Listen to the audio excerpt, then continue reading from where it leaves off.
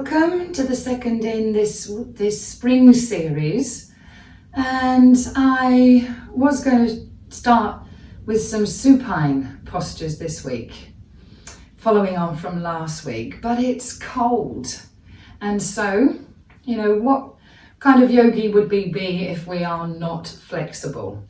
So I've left that for another week. And we're going to start today's class standing, where we can be a little bit more vigorous, create a bit more movement and create some of that heat within the body, so that as we practice, we maintain not only our oxygen levels, but we're creating that agni, that fire in the belly to heat us up. So a good way of finding that is to use the Ujjayi breath. So remember, that is that semi-occlusion of the throat that we achieve by pressing the tongue gently, not so that you make your jaw or tongue rigid, by pressing the tip of the tongue on the roof of the mouth. And depending on you, you might want to do that with the top side of your tongue, or indeed curl the tongue over and press gently with the underneath of the tongue against the roof of the mouth. And that exaggerates that soft sighing sound in the throat. So let's start there then. So you can have your feet hip width apart or slightly closer. Those of you perhaps with more experience might want to bring your toes together and have the heels slightly farther apart. And then just check the knees aren't rigid. You've got weight slightly into the toes. Long toes. Maybe roll the shoulders back. Let them drop away from your ears. And because we're standing, we're gazing forward at a spot ahead of us.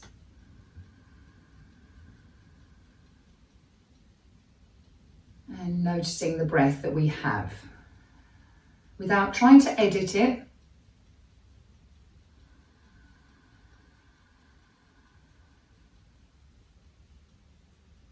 Trying to keep the sound of that breath smooth.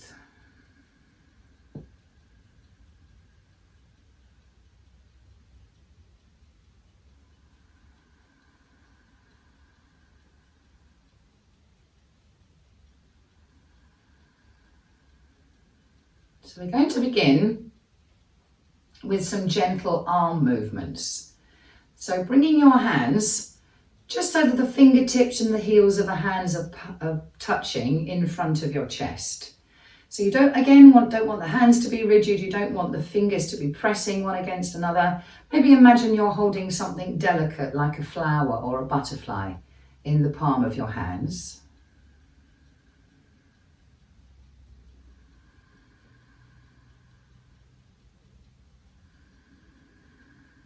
Maybe take the focus to the tip of the fingers.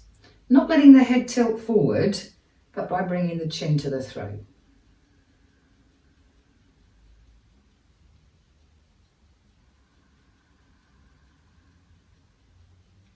So as we inhale, we're going to take one hand away from the body. Imagine a cross with your fingers at the apex of a cross. And you take the hand away from the body on the horizontal axis on the in-breath. And the hand back to the body on the out-breath.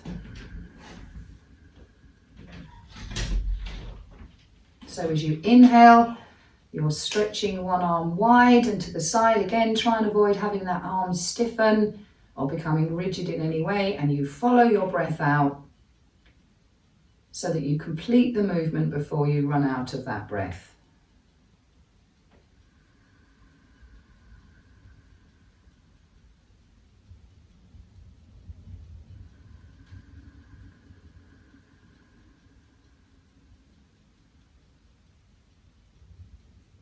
So the whole of your movement is framed within that breath.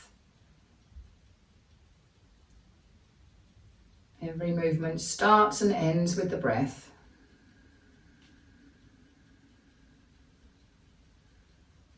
Pausing when the breath isn't moving.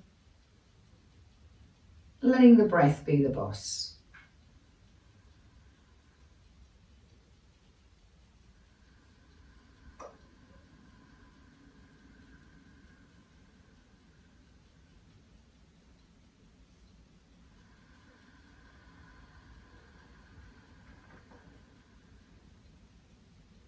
And then we can start to move the hands along that vertical line of the cross. Palm stays facing inward, so you're not rotating that arm bone. Stretch up on the breath in. And bring the fingertips together, breathing out.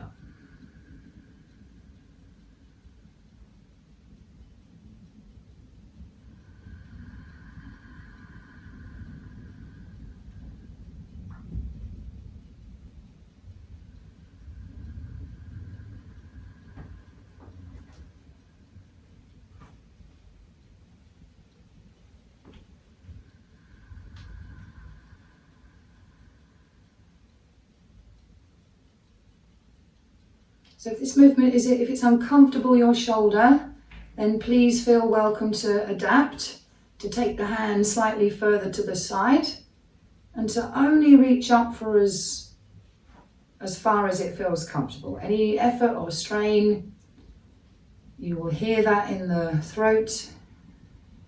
It will be reflected in the breath. So moving at your own pace, stretching one arm at a time on that vertical line of the cross.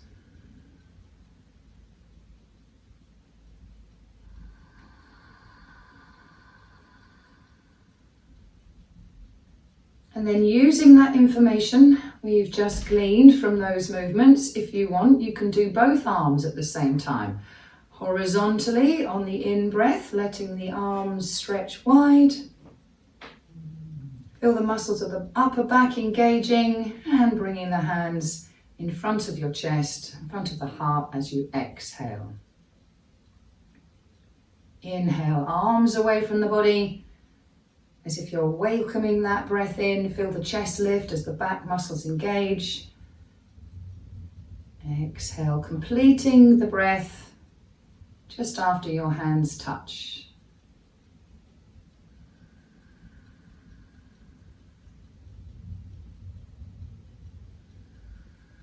And again, adapt it to suit you. You may want your hands to stay in the center line of the body, or you may wish to have them wandering slightly further apart as you reach up.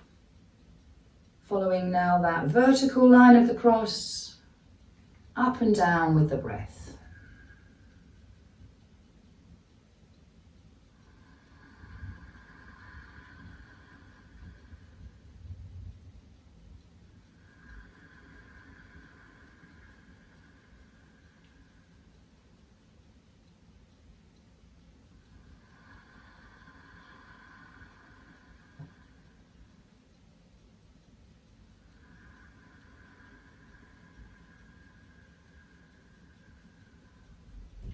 And then pause when you next find your hands at the chest and step your feet a little bit wider. Again, trying to keep the feet parallel, knees and toes facing forwards, pressing down through the outside edges of your feet. And again, we start with that horizontal stretch of the hands wide. And then as you exhale, following your left hand with your eyes, bring your left hand just to touch very gently the right shoulder. Inhale, back to the center, eyes gazing ahead. And as you bring the right arm across, follow the hand with your eyes to gently rest your hand on the left shoulder. So with your own breath then, inhaling wide, gazing ahead. And we exhale into a very gentle twist. Try and keep equal weight in both feet, so you keep keeping the pelvis steady.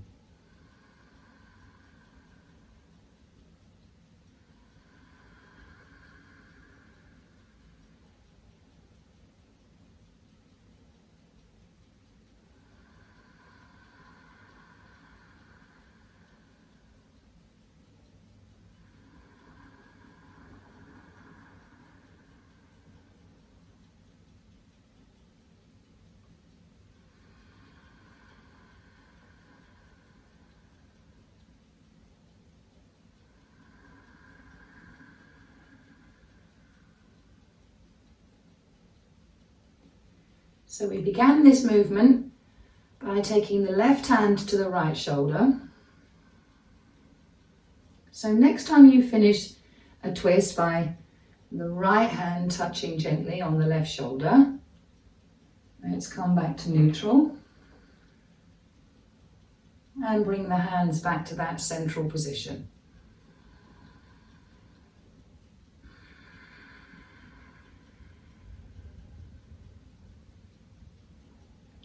I'm going to take the left hand up now, stretching up, and on the inhale you can stretch the right hand down to rest on your right thigh. And as I exhale, I'm going to bring that left hand to the outside of the right knee. Keep pressing down with the left foot to keep that pelvis steady. Inhale all the way up. And again, you could follow your hand with your eyes.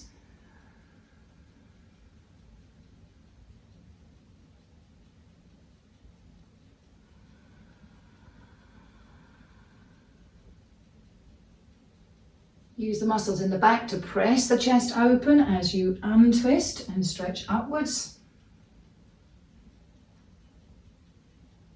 And notice here how the movement and the posture naturally engages the Mula Bandha as you twist, press down with both feet, reaching the hand to the outside of the knee. One more time.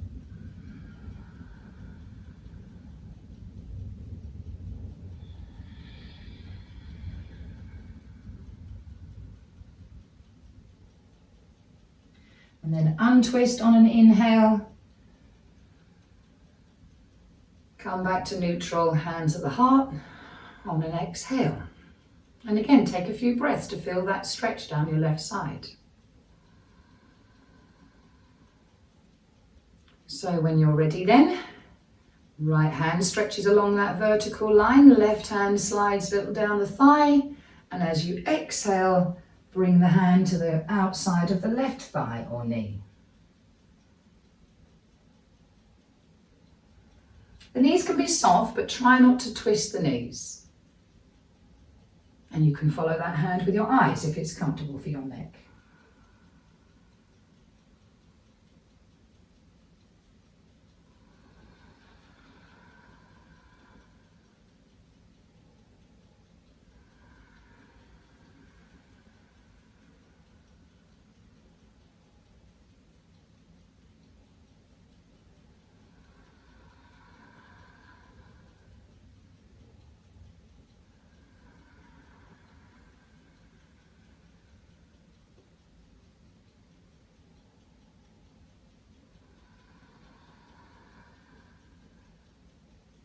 And then coming back to neutral, hands at the heart.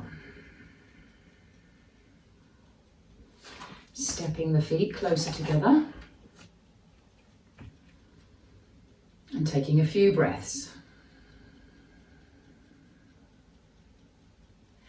And then we're going to take a short stride. I'm going to put my right foot in front of my left. I'm standing widthways on my mat, so it doesn't have to be a big stride. Weight in the toes so the knees are soft. Arms out wide as you inhale, look up between the hands. And keep that front leg soft as you fold, bringing the hands down to the floor, foot or ankle. Arms out wide as you rise, looking up. Arms making a big circle all the way to the floor, the shin bone, the ankle. And here, if it's uncomfortable for you to bend as far as the floor, you can always put something in front of you, like a chair, seat, or a bench, or a couple of blocks, to limit the extent of your stretch. The purpose of yoga is to practice the yoga that suits you, your yoga. Again, notice how the bandha in the chin, in the throat, and in the perineum are being naturally turned on and off as you bend. And bring that forehead closer to the knee. The Jalanda Bandha is applied. And also with the natural movement of the abdominals, the Mula Bandha is lifting.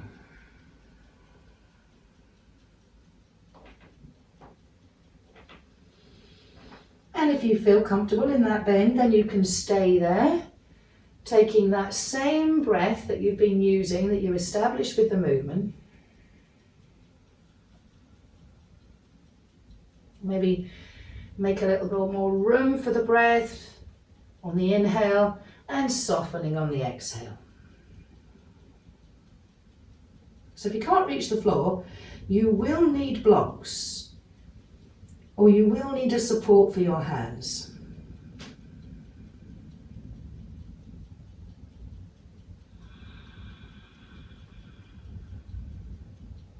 Again, if the breath becomes trembly or shaky, then don't do it, keep moving, or adapt, modify the pose so that you're doing your yoga.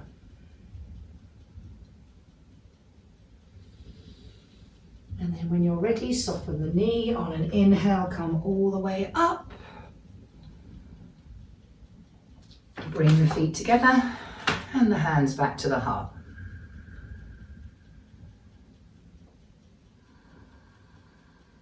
And again, you can feel the sensation of that stretch going through that side of your body.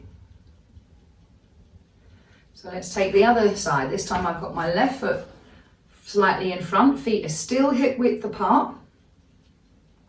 Arms up, embracing the air as you inhale, look up and follow your arms all the way out to the side, down to the floor, the fingertips on the floor or the foot or the shin bone. Inhaling up.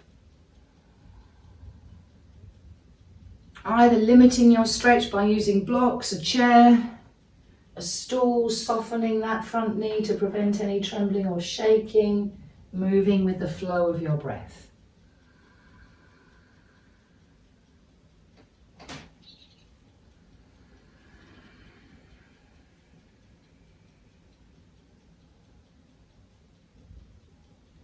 Trying to keep all of the movement within your breath.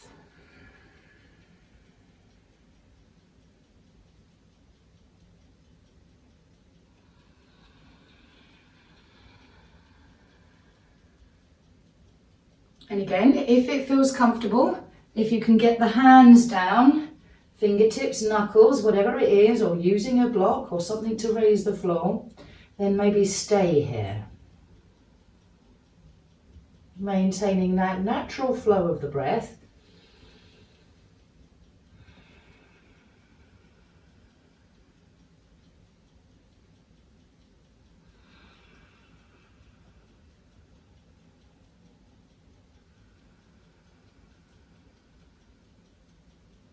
But you only hold a pose if you can modify it, adapt it, if the breath stays steady and comfortable.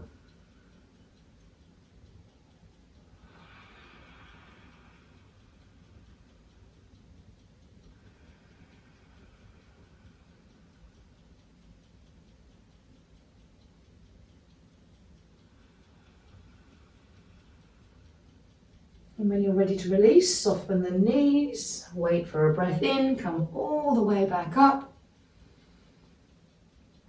And step the feet back so they're side by side, parallel, hands at the heart.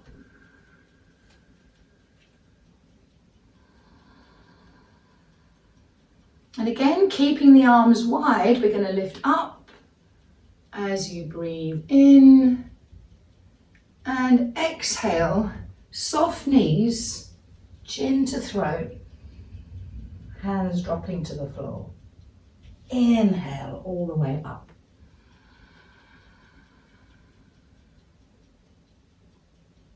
Using the strength of that exhale, notice the bandha at the end of the breath. Throat closed, pelvic floor lifted. And how the bandha open as you welcome that breath in, as if you're standing in a column of air. Breathing out, soft everything. Soft knees, soft neck, soft shoulders. Inhaling, welcoming the next breath in.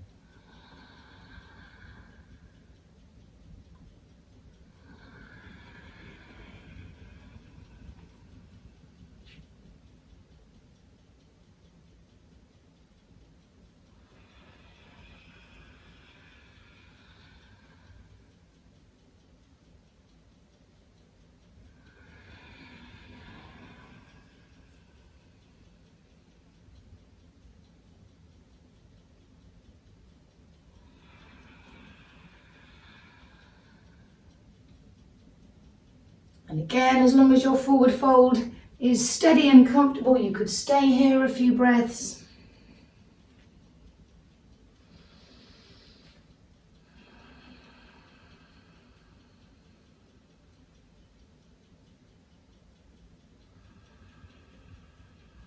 Keep the toes long, gazing towards the knee, or the navel if you can, if you're steady, or even working with the eyes closed.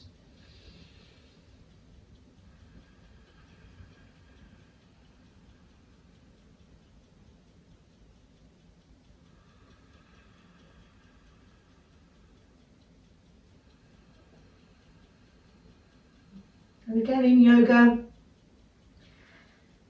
doesn't really do to count the number of breaths you hold a pose. You wait until you feel ready to move on. And when that happens, go at your own pace. You take a ride on an inhale, all the way back up. And taking a few breaths in that neutral position, gazing ahead or at your hands, with your hands at your heart. Soft knees, weight in the toes. Waiting for the breath to recover.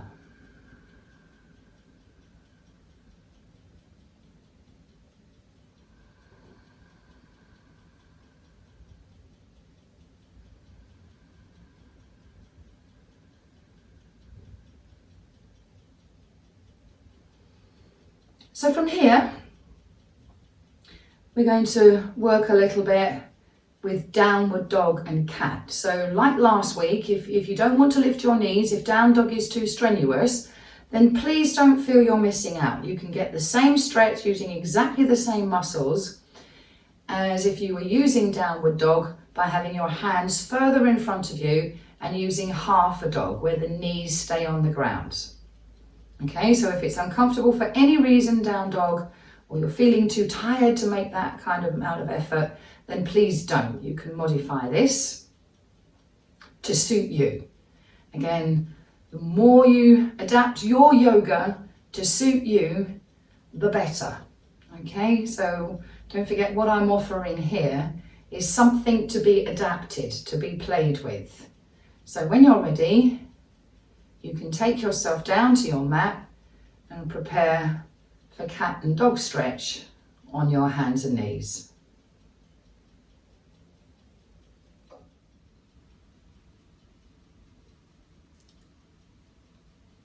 So on your hands and knees, hands shoulder width apart underneath the shoulders, fingers spread, and just playing by moving your body weight over the hands, just to allow those fingers, again without strain, to relax into the mat. You can always fold your mat or use hand wedges. Or as I say, by simply taking the hands further in front, that will make it easier on the hands and wrists. And we can do the same with the toes, by tucking the toes under and stretching the weight back. You can do this 1 foot at a time, stretching into the heels and to the undersides of the feet, sorry. Some of you might need to reach back and tuck your little toes in.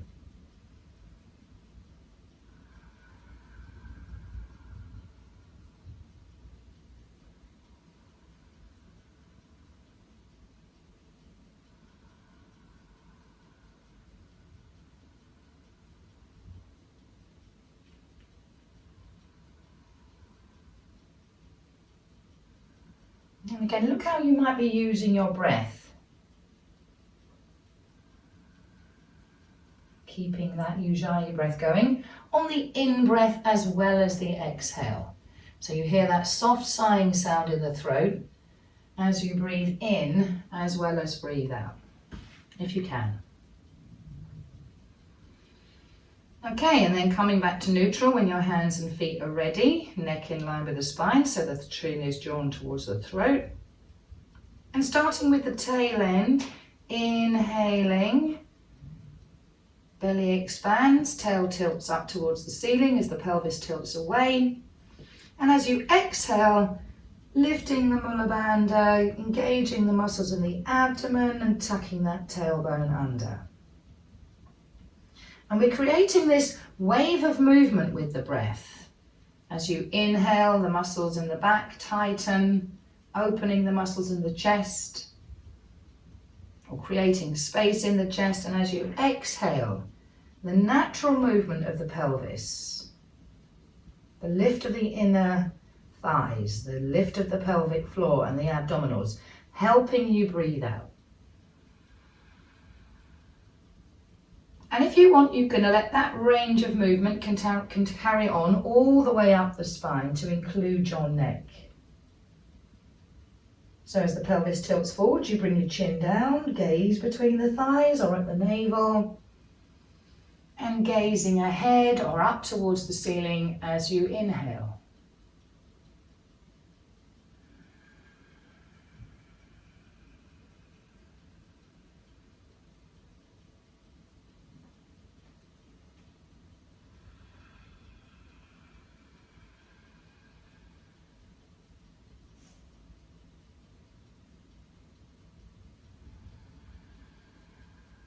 If you had your hands in front of you, if it was difficult for you to support your body weight, you might find the shoulders coming forwards on the inhale and moving backwards on the exhale. To take the weight in and out of the hands, whatever suits you.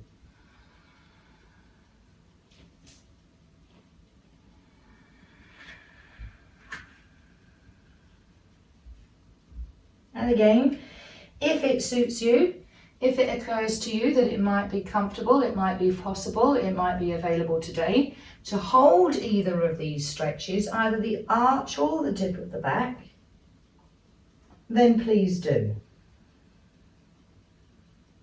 Breathing into the space that you've created,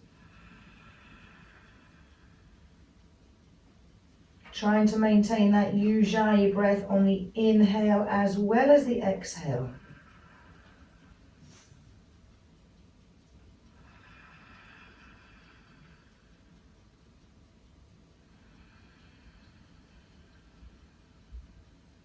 Keeping that same flow of the breath that we created with the movement.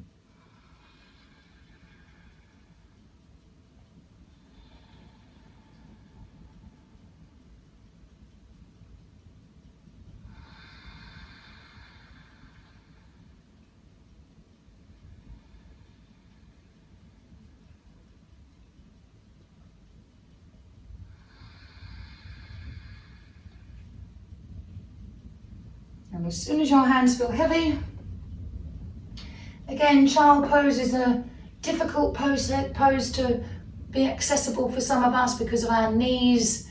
So again, don't strain. Find your comfortable version of child pose. Useful if you have your forehead on something to help relax the throat, the breath, the face. Useful to have the tail hanging.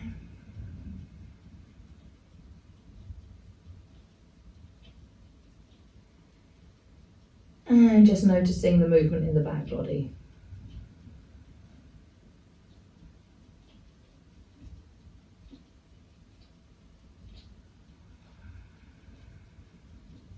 And letting the upper body and the hands recover.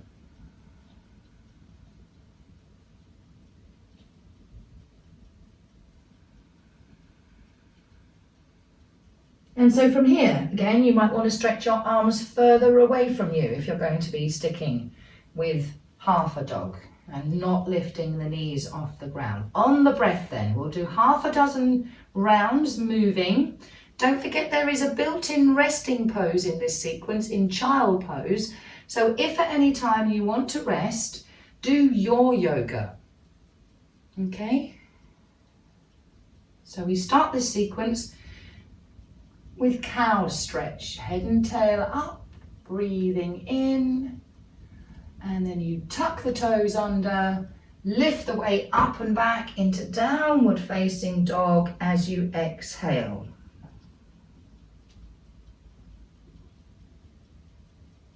Head and knees move forward and downwards.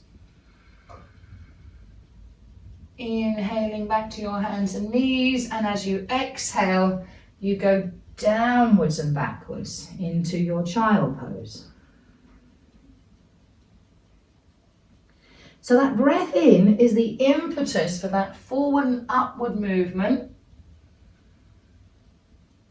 And the breath out is the impetus for the upward and backward movement.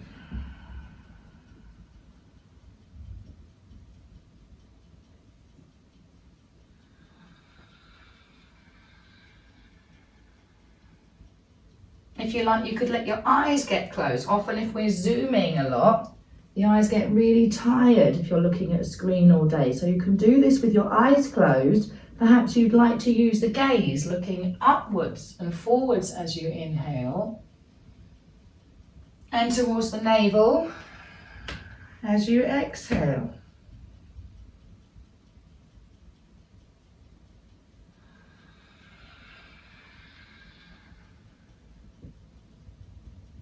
And again, you're trying to keep all the movement, whichever modification of the asana you're doing, within the breath.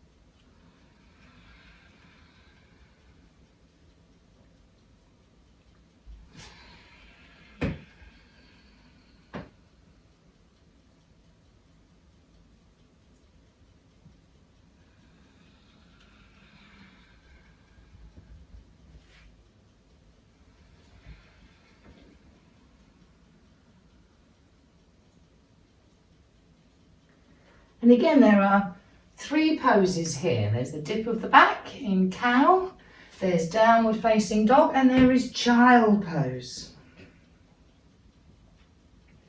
So if any of these poses is steady and comfortable, you can hold it a few breaths.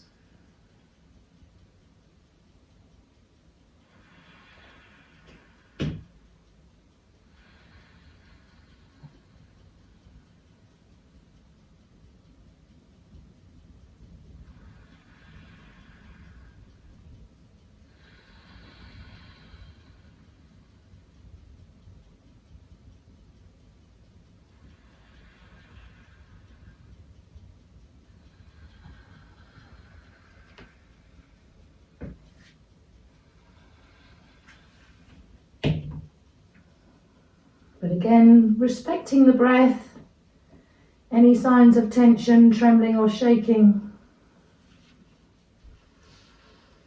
resting,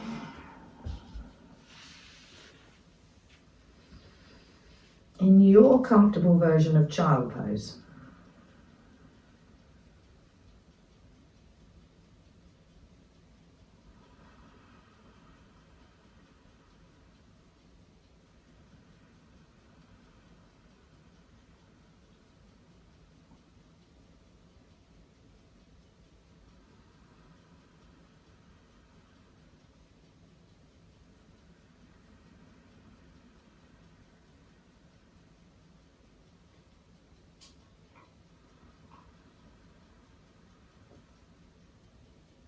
And waiting for the breath and the body to recover.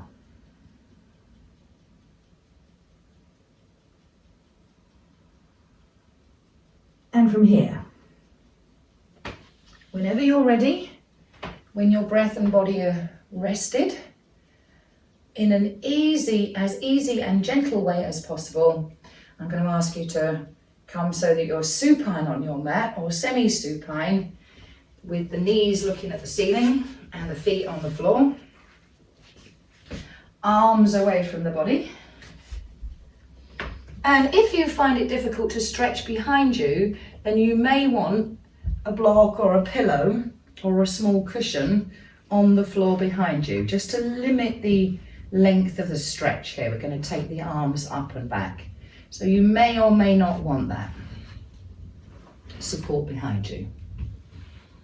Again, if your chin tends to fall backwards or upwards, that's going to be unnecessary pressure in the neck. So something underneath the back of the head is useful. And let's start by just noticing the back print as it is right now. You can notice the arm prints and the footprints too while you're at it. And the weight directly in the back of the head.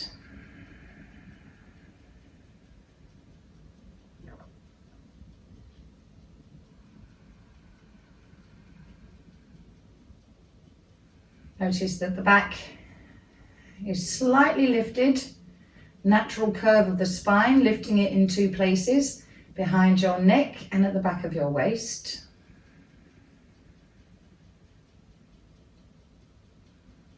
So noticing that natural curve of the spine and the movements in the spine as you're breathing. And then in the next breath or two, lift your feet one at a time off the floor and put your hands on your knees.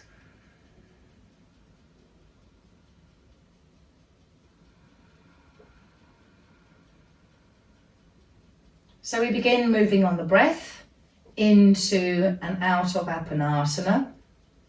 Knees move away as the pelvis tilts, breathing in, and the arms lengthen as the belly rises.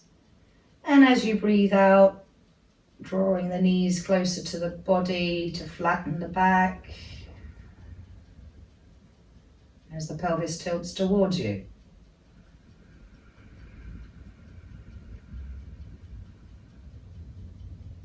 So you don't want to let those knees slip out of your fingers, because if the knees move further away from the body, there might be unnecessary tension in your back. There might be a pinching of the spine, which is unpleasant and unnecessary. And again, you can keep your attention on the spine, noticing which bones of the spine lift and which don't.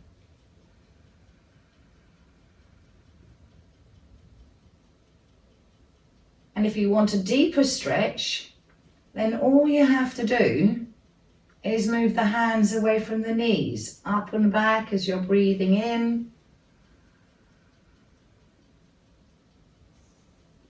Back to the knees as you're breathing out. Again, I'm keeping soft arms, soft elbows. Inhaling up and back.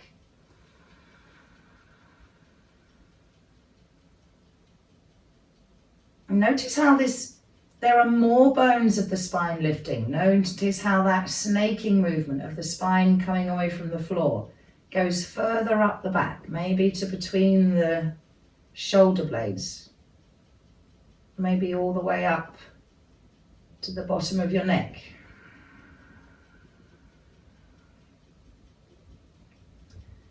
And then if it's comfortable, some of you might want to take the toes all the way to the floor. And once the toes are on the floor, on the inhale, you can lift the hips. Exhaling, when you roll down the back, when the hips drop to the floor, you can bring the hands back to the knees, lifting the feet. So it might be inhaling, hands back, feet down, lifting the hips. Exhaling, rolling the tailbone down, lifting the feet, bring the hands to the knees.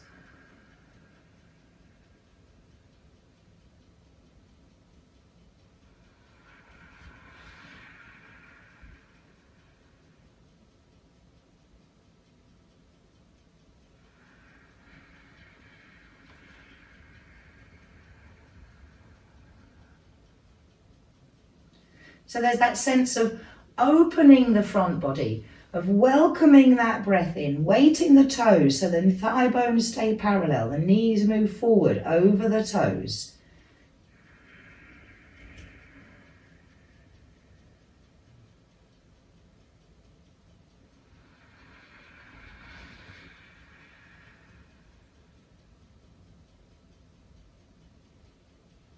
Opening the front body for the inhale and using the natural posture of the body to help the back flatten as you exhale.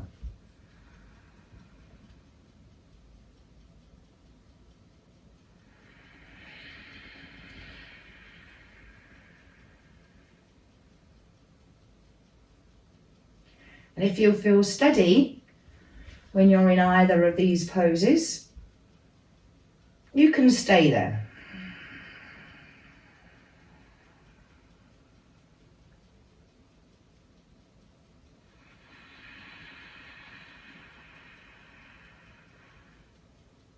Using the muscles in the back body to support this pose, not the buttocks, but the muscles down the spine to keep the chest lifting as you breathe in, opening as you breathe in. And notice how the natural lift in the pelvic floor on the exhale is keeping those hips steady.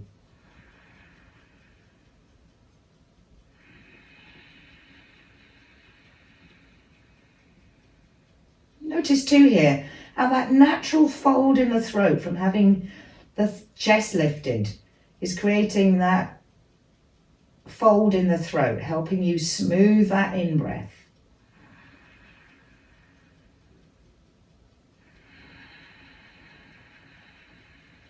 And anytime you like, you can roll down on an exhale, bring your knees to the chest and have a rest.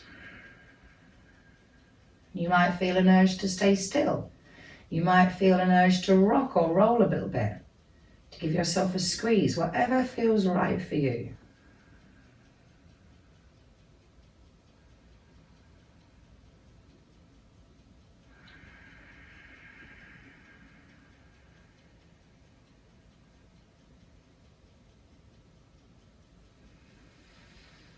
And then when you're ready, you can step your feet down one at a time, park your hands away from the body, palms up. Maybe you might want to rest with your legs long.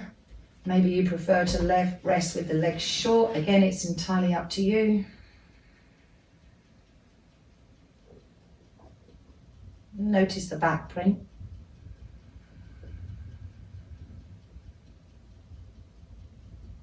And notice that the weight is directly in the center of the back of your head.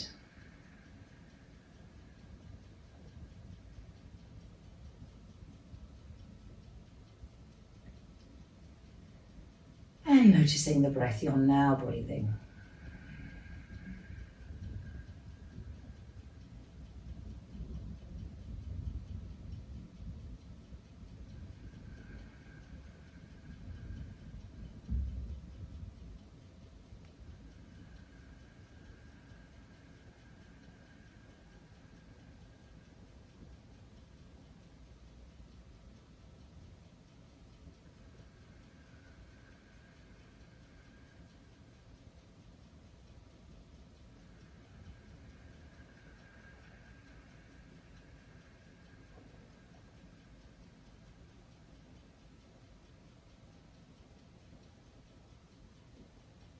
Trying to keep that same soft sighing sound through the in and out breath.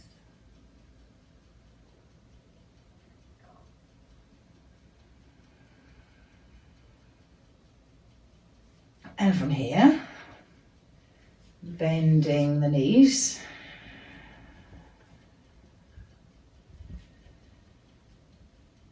Maybe lifting and reparking the tailbone.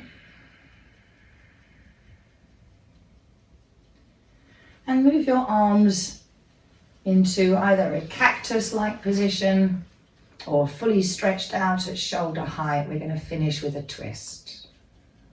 Again, think about that neutral position. Think about the arm prints when the and the shoulder prints when the body's in neutral, the footprints, both on the floor.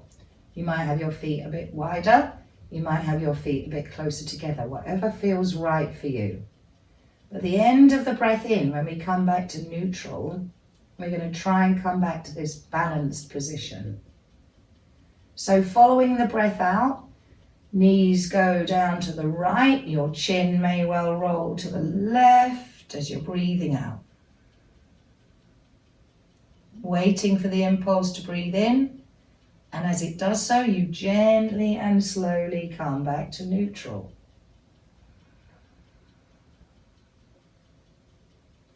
Pausing at the end of that breath and using the pause to come back to balance. So we exhale into the twist.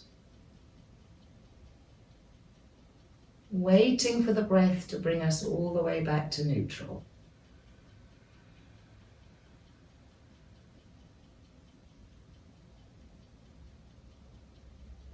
Trying to keep all of the movement within the breath.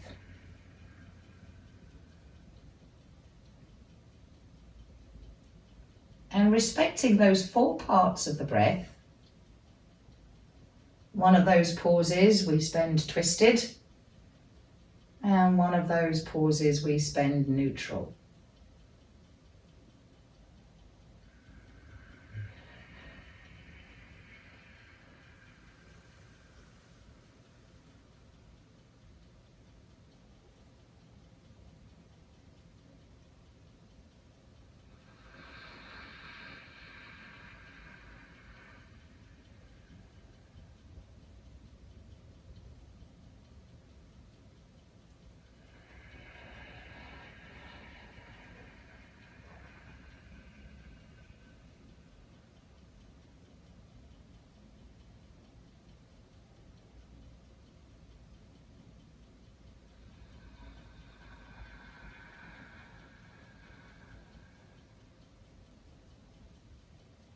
So if the breath starts to lengthen,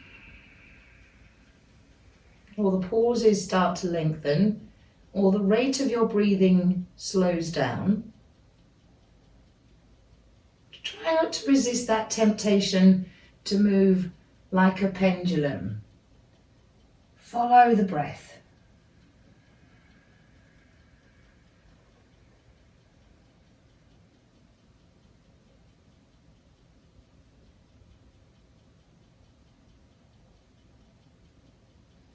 And again, we started this practice with a roll to the right, so let's finish in the next few breaths when you're ready with a roll to the left.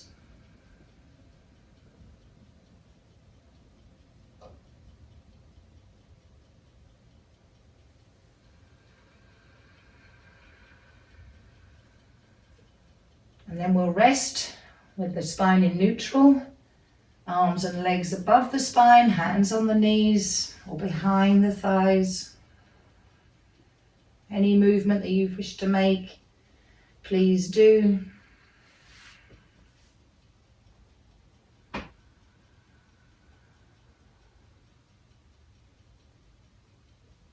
And the next part of the breath, or the next part of the class, is going to be the pranayama. So you don't want to move too quickly and disturb that breath. And this week we are going to be sitting for the pranayama. So whenever you are ready, rolling to the side and flowing, coming gently and slowly up to your comfortable sitting position so that we can breathe together.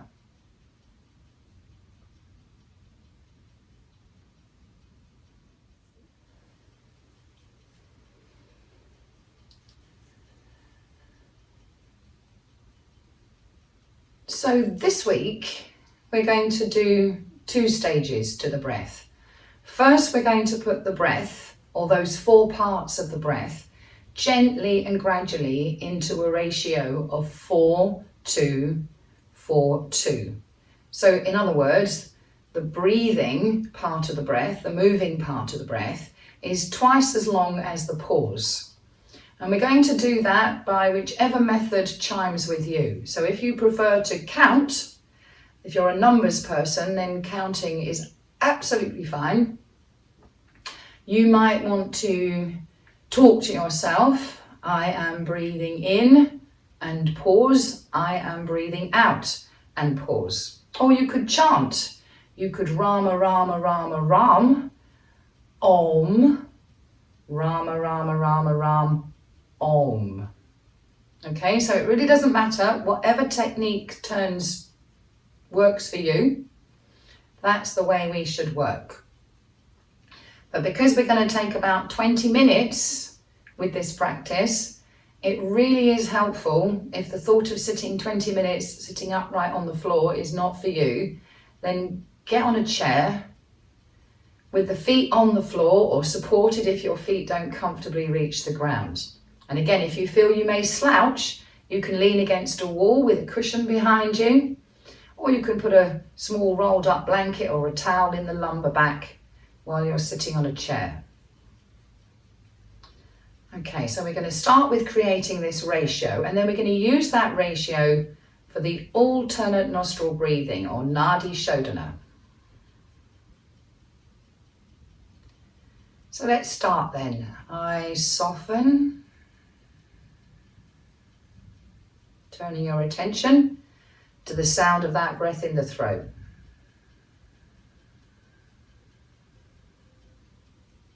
Spine is held long and vertical without any sense of rigidity.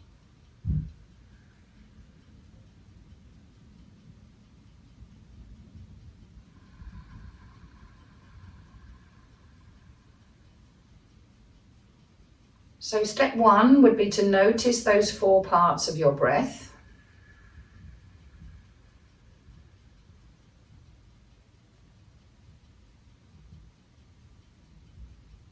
And if there is a pause or either of those pauses that feels uncomfortable or unpleasant, as with everything in yoga, it's effort, not struggle. So if one of those pauses is very short or brief or feels a bit shaky, then you can just miss that out.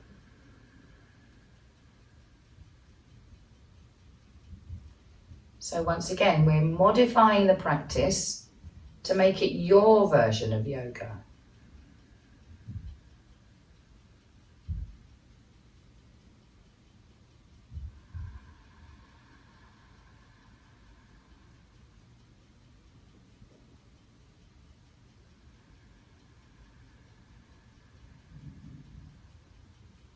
Not always, but sometimes the breath in or the breath out and the breath out are not equal, they're not even. So the first thing we need to do is bring them into balance. So pick the shorter of the two, count it, or talk within it, or chant within it, and then trying breath at a time, gently bringing the two so that they are balanced, they are approximately even.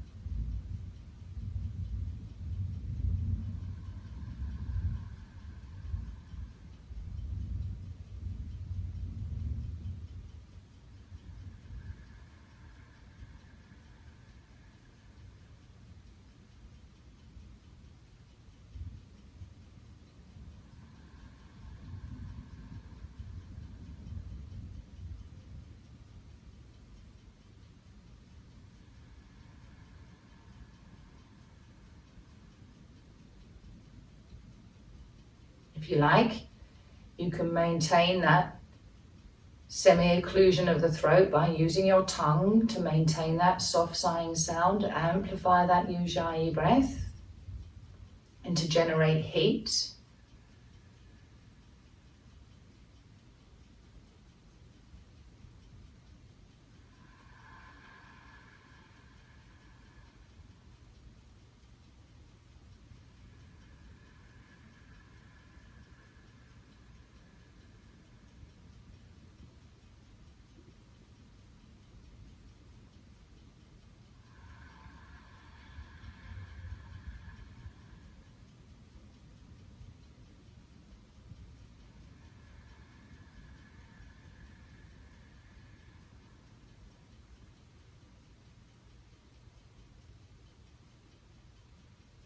And every day the breath changes.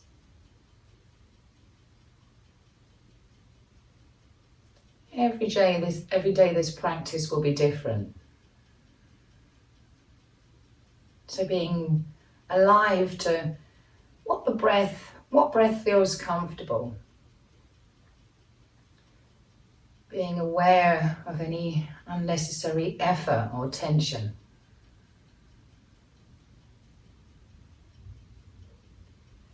And then again, have another look at those pauses. And again, if one of those pauses feels unpleasant, uncomfortable, or shaky, you can miss it out. But trying, breath at a time, gently,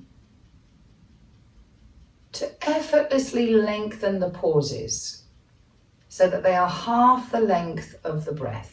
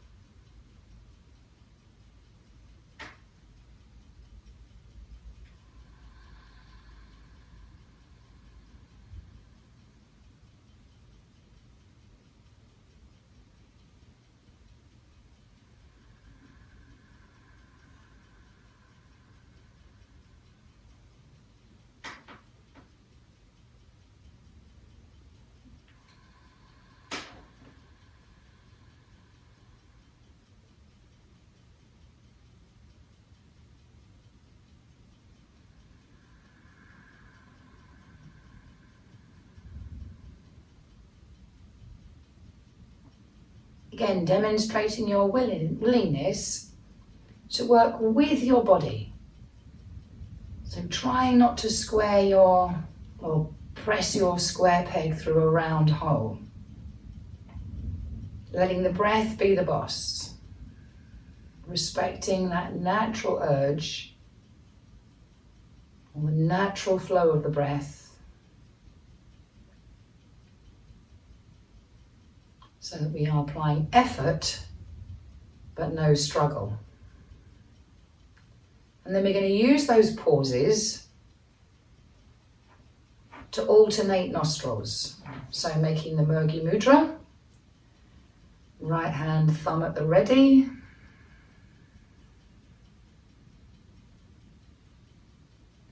Remember, every time we count the breath, we are breathing out on the left.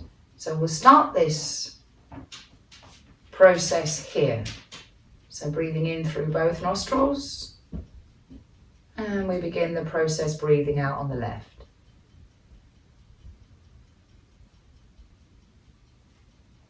Count the breath in,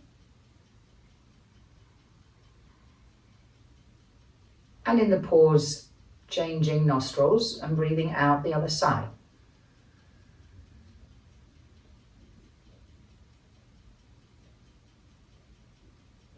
Breathing in on the right.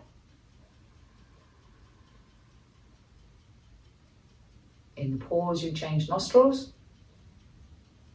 And you breathe out on the left. That's one round.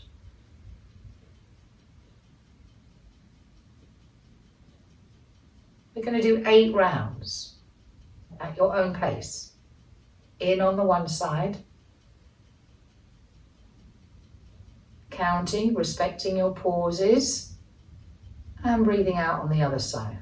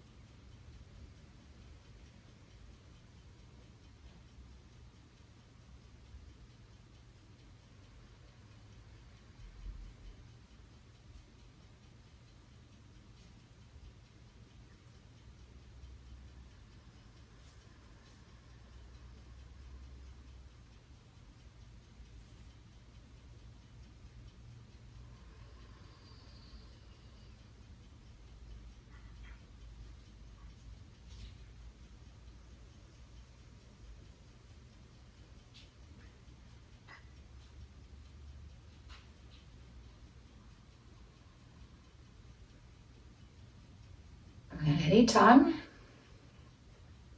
when you finish the practice, perhaps the most challenging thing of all is letting go of any tension, checking you're still vertical, still comfortable, and letting go of control of the breath completely, which is a challenge. Letting go of any control is a challenge, even of the breath.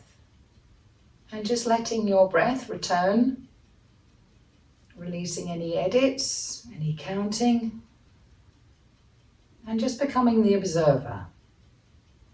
Watching the breath the body chooses.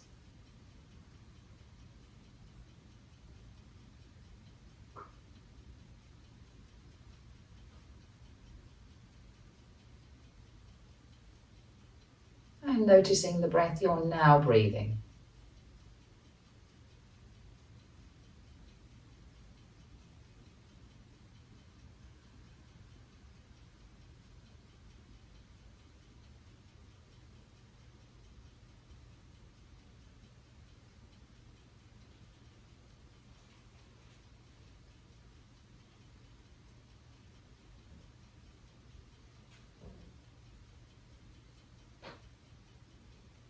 So just as with the asana, with the pranayama, so it is.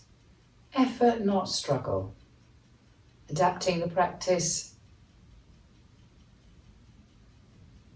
to make it suit you, make it your practice, your yoga.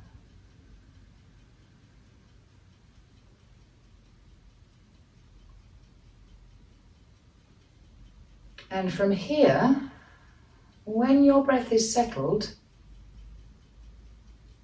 again, making time for rest is super important in yoga. We also have this gift at the end of the practice, where the body and the breath, having worked together with the mind, have an eagerness perhaps or a keenness to rest together. So in the next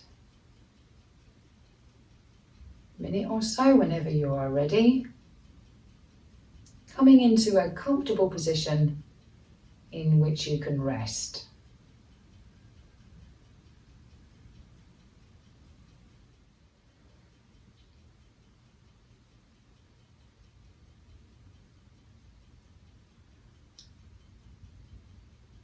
So just taking a moment to settle in whichever comfortable position that you choose. Remind yourself that you don't have to be perfect.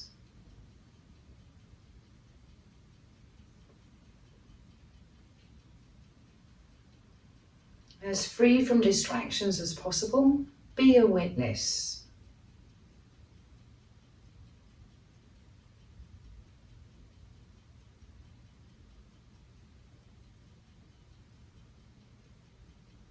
And then we're going to just spend a moment here reflecting on something that you hold dear, something or someone that you hold dear or treasure.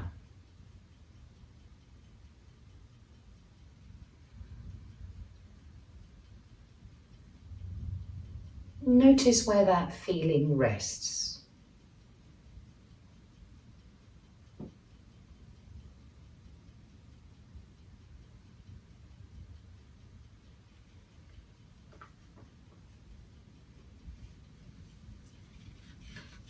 Allow yourself to explore sensation without thinking.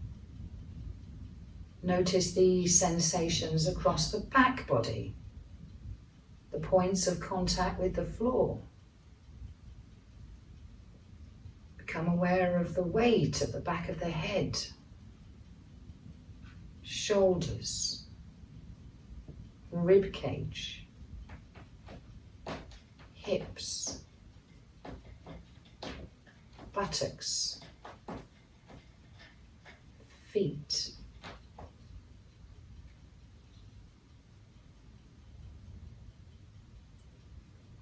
Explore the sensations in the front of the body, the face,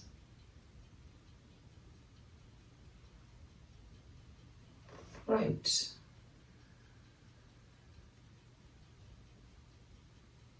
chest,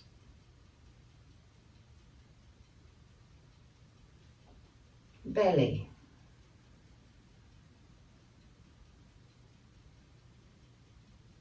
front of the knees, tops of the feet.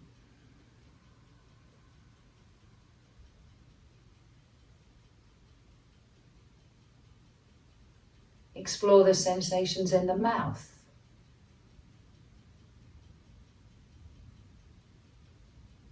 the lips,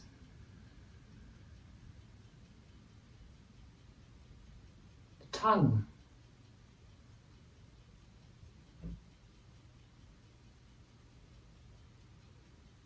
the cheeks,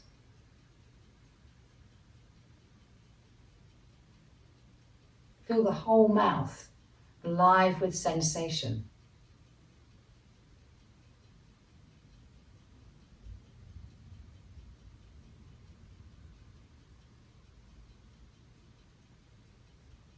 Focus on the belly, Sensing the pelvis as a bowl of sensation. Notice the sensations that come and go in the pelvis, in that bowl, as you're breathing in and out.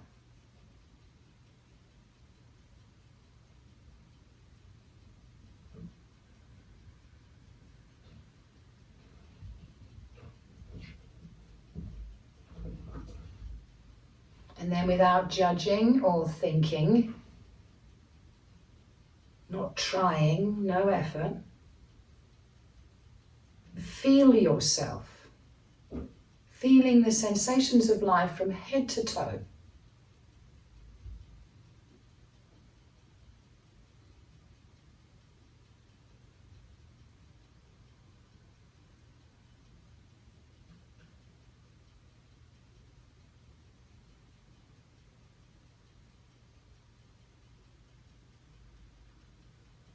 Where are the limits of this sensation?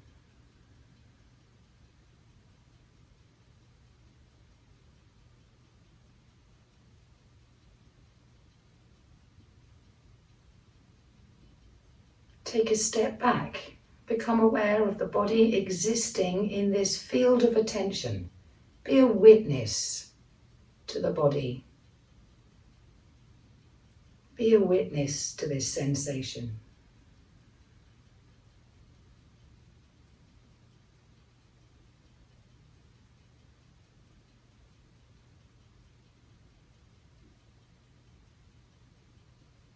Notice how it feels to be here, not doing, just being.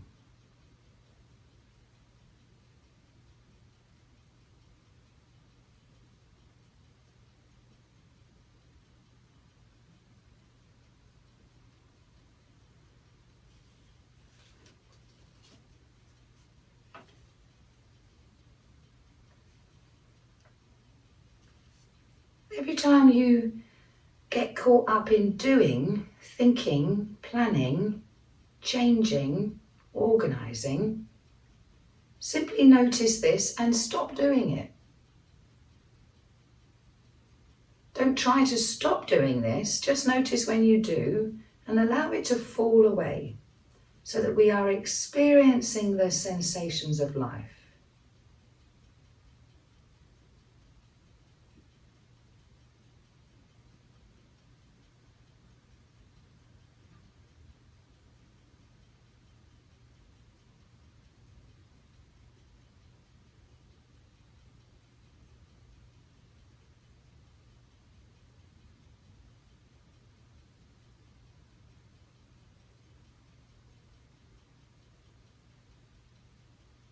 Notice any resistance to this. Notice if there is a part of you that is resisting.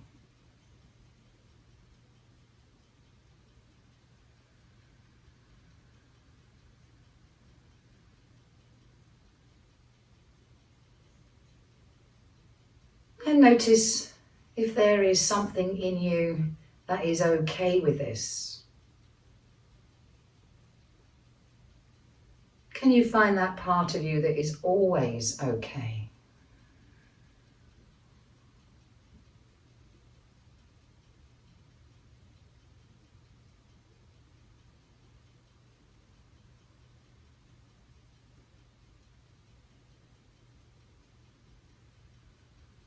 What is it like to be aware of everything passing you by?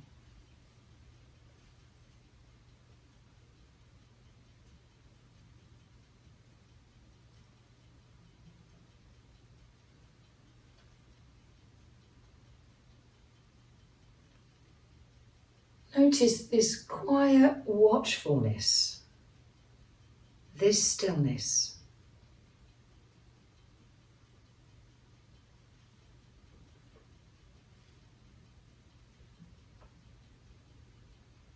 Notice the unchanging quality of being beyond doing.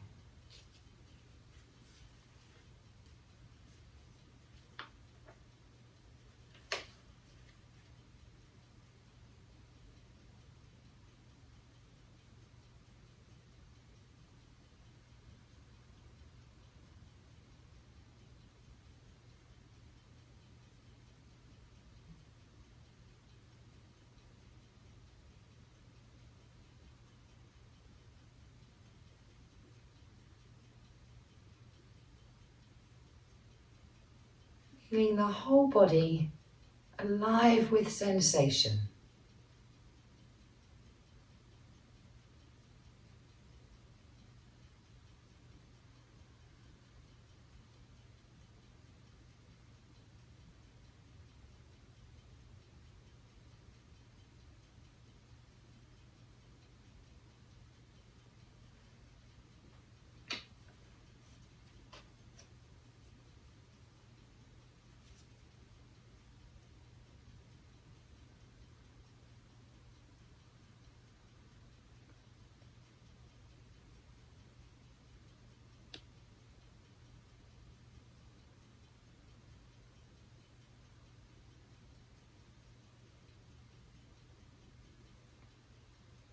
Feel the flow of life, the flow of prana,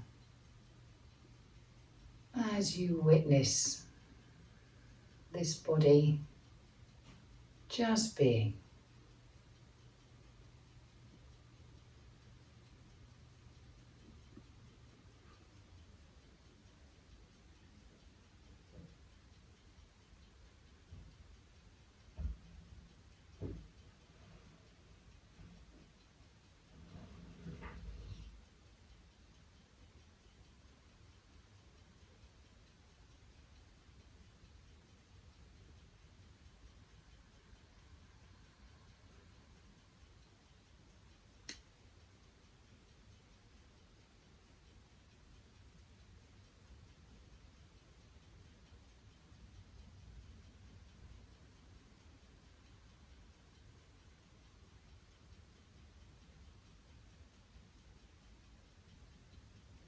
Remember this gift of life.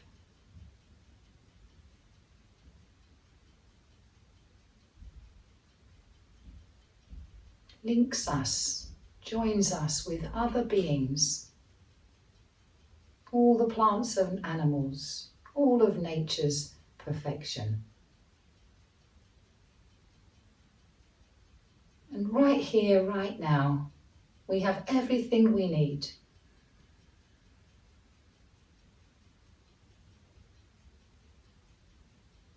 And this gift is always yours. It's always here when you need it.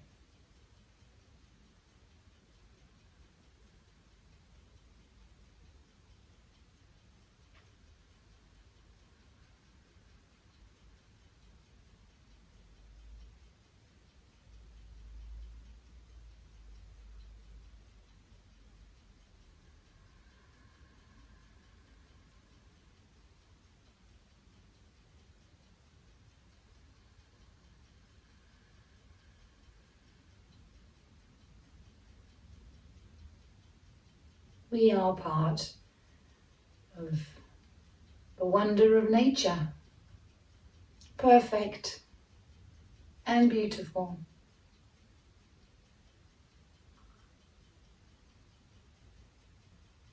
And complete.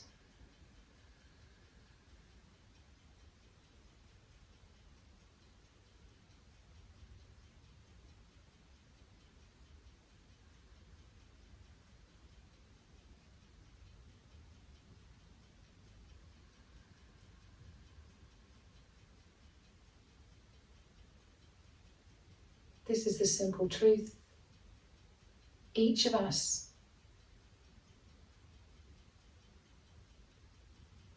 whatever creed or colour or culture, we each are filled with this power of the universe, this prana that animates this body.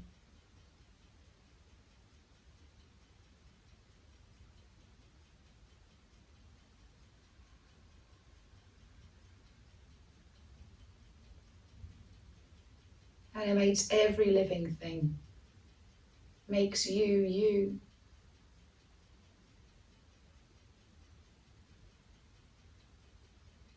Makes an oak tree an oak tree.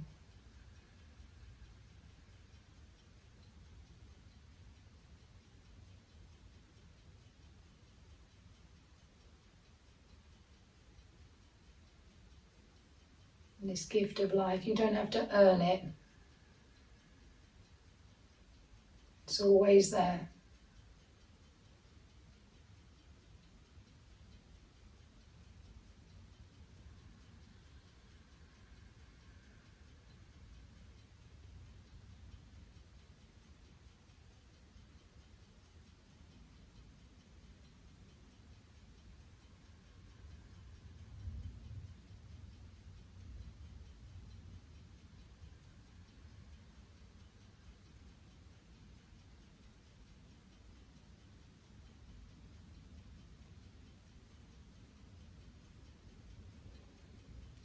So this is your practice. If you wish to rest more, then please do. But when you do decide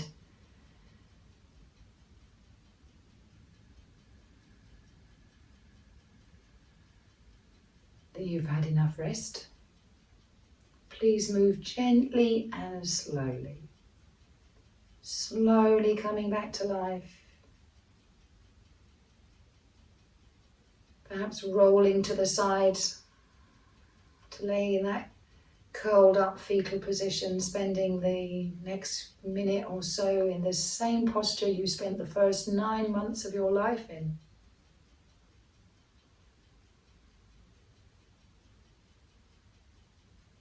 Exploring now the outside world with that same human curiosity that we were holding our attention within. So listen out for the sounds around you. The weather, the birds, the passing cars, the ticking clocks.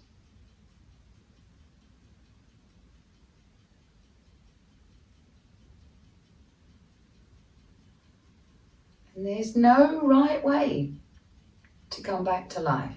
You do it when you're ready, in your way.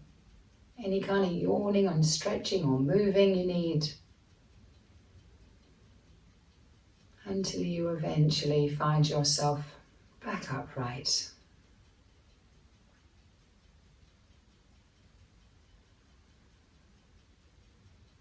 Perhaps just make a moment available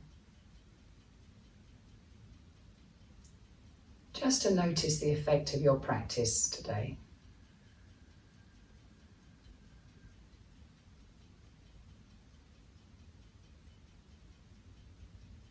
And from my heart to yours,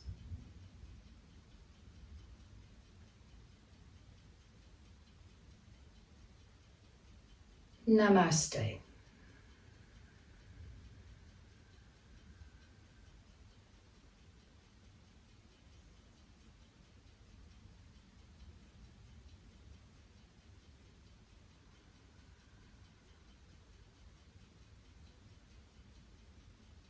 Thank you so much.